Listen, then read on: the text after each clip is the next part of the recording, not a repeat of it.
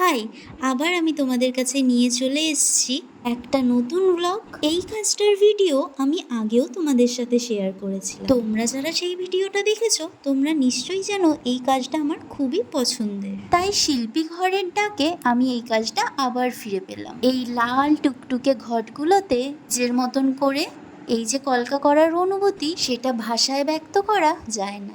তাই এই শিল্পী ঘরের ওনার শ্রী নয়ন পাল দাদা আর শ্রী নবীন পাল স্যারকে অনেক ধন্যবাদ। বাজারে অনেক কলকা আর্টিস্ট আছে, আর তুলির টান সাধারণত একই রকমের হয়। তার মধ্যেও সবাই সবার নিজস্বতা রেখে একটা কলকা করে নিজের মতন। তাই সবার সাথে সবার কলকা এক হতেই পারে, এটা তো স্বাভাবিক।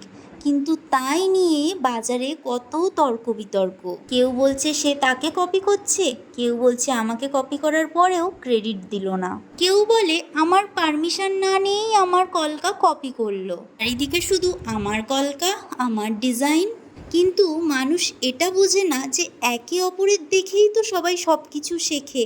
আমার মনে হয় না কাউকে কপি করা ভুল কিছু। হ্যাঁ, তুমি যদি মুখস্থের মতন কপি করো তাহলে সেটা তোমারই ভুল আর তোমারই ক্ষতি। তাই কপি করলে তার মধ্যে নিজস্বতাও কিছু রেখো। তাই কোনো জায়গা থেকে ধারণা নিলেও সেখানে তোমার নিজস্বতাটুকু দিয়েও যদি কাজটা করো, তখন সেই কাজের পরিণামে তুমি আলাদাই সন্তুষ্টি পাবে।